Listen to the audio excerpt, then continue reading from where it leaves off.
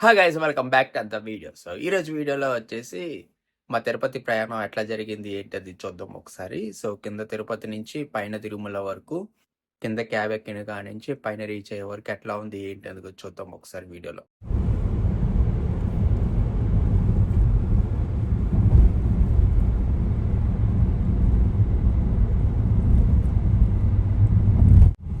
మొత్తానికైతే వచ్చేసాం మనం.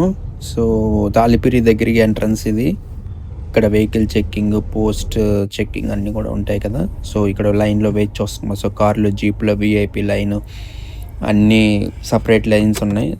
ఒకళ్ళు దిగిపోతున్నారు. ఇది బాగా లాంగ్లో ఉంది, అందుకని చెప్పి దగ్గరికి దిగిన తర్వాత మేము కిందకి దిగాం. కింద దిగి అక్కడ నించొని ఉన్నాం. మొత్తం చెక్కింగ్ అంతా అయిపోయింది. మొత్తం ఫస్ట్ మన చెక్కింగ్, బ్యాగ్స్ చెక్కింగ్ అన్నీ అయిపోయిన తర్వాత ముందుకు వచ్చేసిన తర్వాత దిగిన తర్వాత కార్లు చెక్కింగ్ అవుతుంది కదా. మా కార్ కోసం వెయిట్ చేస్తున్నాం. మేము అక్కడ వెనకాల నుంచి రావాలి. అయిపోయింది. వచ్చేసిన తర్వాత ఇంకా ఇది స్టార్టింగ్. ఇక్కడ నుంచి అలిపిరి తిరుమలకి ప్రయాణం స్టార్ట్ అయిందనమాట. చాలా నచ్చింది నాకు. ఎందుకంటే ఆల్మోస్ట్ చాలా ఇయర్స్ తర్వాత అయితే వచ్చాను. అంతే ఆల్మోస్ట్ 3-4 ఇయర్స్ తర్వాతే వచ్చాను నేనైతే. రోడ్స్ గానీ సేమ్ అదే హైజీన్, అదే మెయింటెనెన్స్. ఇలాగే మన రాష్ట్రాలు కూడా ఇంతే హైజీన్‌గా ఉంటే ఎంత బావుందని అనిపిస్తది. దేవుడిది కాబట్టి చాలా టాప్ ప్రయారిటీ అయితే ఇవ్వాలి ఇక్కడ, స్వామివారిది కాబట్టి. ఇంతే హైజీన్‌గా మన రాష్ట్రాలు గూడా ఉంటే ప్రతి రోడ్డు, ప్రతి స్ట్రీట్ గూడా చాలా బావుంటది వీళ్ళకి. ఆ చెట్లు, ఆ వ్యూ అంతా కూడా చాలా బాగా నచ్చిందనమాట మనకి. ఎంత నచ్చినా కూడా కర్వ్స్ ఉంటాయి, కొండలు కాబట్టి చాలా జాగ్రత్తగా వెళ్ళాలి. ఎలాగో సింగిల్ లేన్ కాబట్టి, సింగిల్ మూవ్‌మెంట్ కాబట్టి ఎళ్ళే వెహికల్స్ ఒక రూటు, వచ్చే వెహికల్స్ ఒక రూట్ కాబట్టి ప్రాబ్లమ్ అయితే లేదు. ఇక్కడ ఏంటంటే మనకి మెయిన్‌గా ల్యాండ్ స్లైడ్స్ ప్రాబ్లమ్ అయితే ఉంటుంది. ఎంత ప్రొటెక్షన్ పెట్టినా కూడా ఏ నోషన్ ఏమవుద్దో తెలీదు. సో, ఆ మూమెంట్ కోసం మనం చాలా జాగ్రత్తగా ఉండాలన్నమాట. ఈ ల్యాండ్ స్లైడ్స్ దగ్గర ఫారెస్ట్ ఏరియా కాబట్టి మనకి మధ్య మధ్యలో కొండ ముచ్చులు కనబడుతుంది. టెంపుల్ లెఫ్ట్ సైడ్ కూడా టెంపుల్స్ ఉంటాయి మనకి.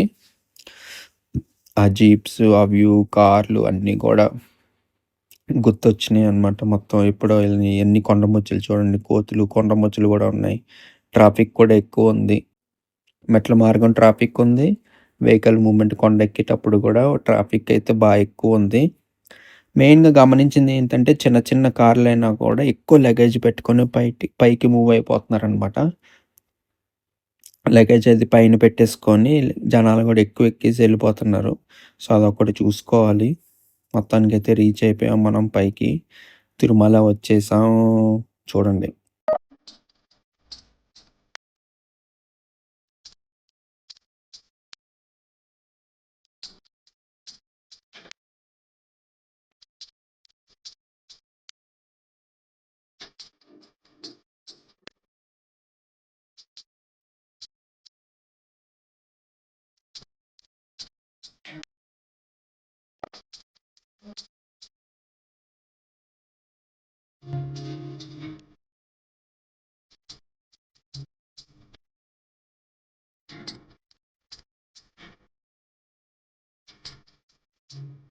పైన తిరుమలలోకి వచ్చేసిన తర్వాత బస్సు మీద చూస్తున్నారు కదా. బస్ ప్రయాణం అయితే పెద్దలకైతే 90, పిల్లలకైతే రూ. 50 అనమాట మనిషికి. ఇంకా లోపలికి వచ్చేసాం. వచ్చేసిన తర్వాత ఎంబీసీ 34 దగ్గరికి వెళ్ళాలి మనం. రూమ్ అలాట్మెంట్ కాబట్టి ఎంబీసీ 34 సర్చింగ్ అనమాట. కింద వాళ్ళు తిరుమలలో కార్‌లో వచ్చినా వాళ్ళకి తెలుస్తది కాబట్టి తీసుకెళ్ళిపోతున్నారు. ఇక్కడ మనకి లెఫ్ట్ సైడ్ బోర్డ్‌లో మొత్తం అన్నీ మెన్షన్ చేశారు. రూట్లు, గెస్ట్ హౌస్‌లు అవన్నీ కూడా. రోడ్లు ఎంత బాగున్నాయి అంటే నాకు చాలా నచ్చింది. చాలా ఇయర్స్ తర్వాత వచ్చినా కూడా అదే ఫీల్ వస్తుందనమాట. ఇంకా తిరుపతి అంటే అదొక లోకం. ఇంకా ప్రపంచంతో సంబంధం లేదు. ప్రపంచంలో ఇంకా డిఫరెంట్ ఎన్విరాన్మెంట్ అనమాట మొత్తం. ఇంకా అదే భక్తిలో అదే మునిగిపోతా ఉంటాం. డ్రైవర్లు గానీ, ఆ కార్లు గానీ మొత్తం ఆ భక్తే ఉంటది. ఆ ఫన్, చిల్ గూడా ఉంటదనమాట. ఫ్యామిలీ మీటింగ్ లాగా ఉంటది మొత్తం.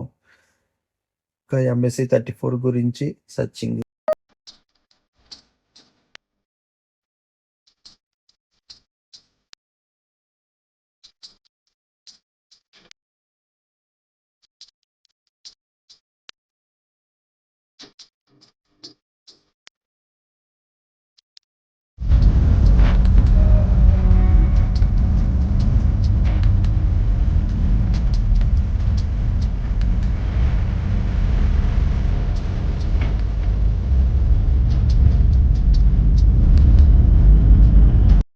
మొత్తానికి మా గెస్ట్ హౌస్‌కైతే వచ్చేసాం. ఏజీహెచ్ గెస్ట్ హౌస్‌కైతే వచ్చేసాం మొత్తానికి. సో, బయట వ్యూ అయితే ఇట్లా ఉందనమాట. గెస్ట్ హౌస్ అనేది. చాలా మామూలుగా ఉంటాయి గెస్ట్ హౌస్ ఇవి. ఇక్కడ తిరుమలలో మనకి తెలిసిన గెస్ట్ హౌస్‌లు అవన్నీ గూడా సేమ్ నార్మల్‌గా ఉంటాయి. రూమ్స్ బావుంటాయి. తక్కువ రెంట్. పర్ డే 750, 1100, 1000 లోపే ఉంటాయి మొత్తం అన్నీ. కానీ అఫోర్డబుల్ అనమాట. ప్రశాంతమైన జీవితం ఉంటది. బేసిక్ అమ్యూనిటీస్ ఉంటాయి. కార్ పార్కింగ్ ఇక్కడంతా కూడా కార్ పార్కింగ్ ఇచ్చారు. బట్ ఇక్కడ క్లీన్‌నెస్ అయితే లేదనమాట. సో, అక్కడ క్లీనింగ్ అయితే చేయాలి. పెయింట్‌లయితే ఏసారు. స్ట్రీట్ లైట్స్, ఆ వ్యూ పైనుంచి అయితే అట్లా బావుంది. ప్రశాంతంగా ఎన్విరాన్మెంట్ అనమాట. చల్ల గాలి పొద్దున్నే కాబట్టి. పొద్దునంటే అరౌండ్ 8 అనమాట. రైట్ సైడ్ అంతా కార్ పార్కింగ్, లెఫ్ట్ సైడ్ అంతా వాకింగ్ అనమాట. సో, అంతా కాలువ అది. చాలా జాగ్రత్తగా ఉండాలి మనం నడిచేటప్పుడు. మాక్సిమం రోడ్డు మీద నడడానికే ట్రై చేయాలి. ఆట్ల మీద ట్రై చేయకూడదు. In case of heavy rain వస్తే గనుక వాటర్ ఫ్లో అయిపోవడానికి అది ఇప్పుడు అయిపోయింది. తలనీళ్ళు ఇచ్చేసాం మొత్తానికి. తలనీళ్ళు ఇచ్చేసి మేము అందరం వెళ్తాం అనమాట. అందరం ఇచ్చేసాం. తర్వాత నలుగురు ఇచ్చేసి ఇప్పుడు ఫ్రెష్ అప్ అయిపోయి ఇప్పుడు వరాహస్వామి గుడికి వెళ్ళి అక్కడి నుంచి మీతో పాటు లంచ్ చేసుకొని డిన్నర్ చేసుకొని రేపు మార్నింగ్ శ్రీవారి దర్శనం అనమాట. సో, గెస్ట్ హౌస్ ఇచ్చి వస్తున్నారు కదా ఎట్లా ఉందో.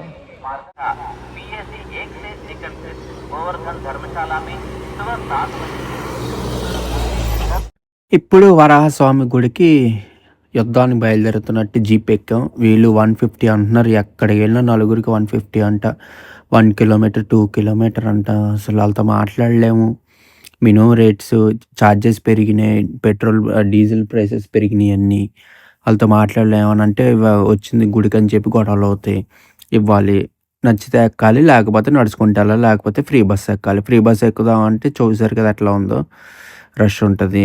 సో, చూస్తాననమాట. సో, వరాహస్వామి గుడికెళ్ళే దారిలో ఈ లెఫ్ట్ సైడ్ అంతా, రైట్ సైడ్ అంతా కూడా కార్ పార్కింగ్‌లు, గుళ్ళు, వెయిటింగ్ అనమాట మొత్తం. సో, నైట్ 8, 9 అయినట్టుంది. అరౌండ్ గుర్తులేదు సరిగ్గా టైం అయితే. Hotels, Udupi hotel, Woodland hotels అన్నీ ఉంటాయి కదా! సో, ఆ ఏరియా అనమాట ఇది. సో, నా favourite Udupi hotel. But full rush. కాకపోతే ఇక్కడ ప్రాబ్లమ్ ఏంటంటే ఈవినింగ్ టైమ్ మనకు ఓన్లీ టిఫిన్స్ దొరుకుతాయి. మీల్స్ దొరకవు. మీల్స్ దొరికేవి మళ్ళీ వేరే చోట ఉంటాయన్నమాట. సో, అదే దారికి వెళ్తున్నాము. మనకేమో నడుచుకొని వెళ్తే దాదాపు హాఫ్ అన్ అవర్, 45 మినిట్స్ పడుతుంది. జీప్ ఎక్కితే ఒక 10 మినిట్స్, 15 మినిట్స్ తీసుకెళ్ళిపోతారనమాట మొత్తం. సో, అట్లాగా అదే దారిలో వెళ్ళే దారిలో చూపిస్తున్నాం మీకు వ్యూ ఎలా ఉంది ఏంటి అనేది. మొత్తానికైతే తీసుకొచ్చాడు అన్న. వరాహస్వామి గుడికి తీసుకొచ్చి పడేసాడు ఇక్కడ.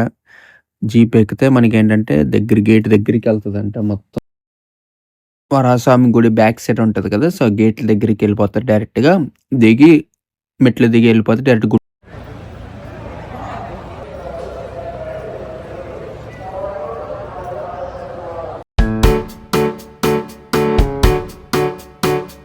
Deck the halls with boughs of holly, la la la la la la la la. 'Tis the season to be. అలా వరాహస్వామి గుడి దర్శనం అయిపోయి తర్వాత లెఫ్ట్ సైడ్‌కే మనకి కోనేరు ఉంటది ఆనుకొని. సో, ఆ లైన్ అనమాట ఇది. సో, వరాహస్వామి గుడిలోకెళ్ళాలి అనుకుంటే గనక ఈ లైన్‌లోంచి వెళ్ళేటప్పుడు మనకి కోనేరు కనబడతది. ఆ కోనేరు టైమింగ్స్ వచ్చేసి మార్నింగ్ 5 ఆర్ 6 టు ఈవినింగ్ 4, 5 వరకు ఉంటుందంట. చీకటి పడే టైంకి క్లోజ్ చేసేస్తారు. ఎందుకంటే గ్రీన్ వాటర్ నాచు ఉంటది. జారుతారు. సో, డే టైమ్ అంటే కనబడతది కాబట్టి మనకి అలౌ చేస్తారు. భక్తులందరూ స్నానం చేయొచ్చు అందులో. చూసారు కదా! మొత్తానికి తిరుపతి టు తిరుమల వే అనమాట. సో, జర్నీ ఒకటొచ్చేసి లాస్ట్‌లో వరాహస్వామిది చిన్న బిట్ అయితే చూపించాను. బట్ మాక్సిమం మెయిన్ వీడియో అంతా కూడా తిరుపతి టు తిరుమల వీడియో అయితే ఉంటుంది. జర్నీ అనేది ఎట్లా వెళ్ళాం ఏంటి అనేది కూడా. సో, ఖచ్చితంగా వీడియో అయితే నచ్చిందని అనుకుంటున్నాను.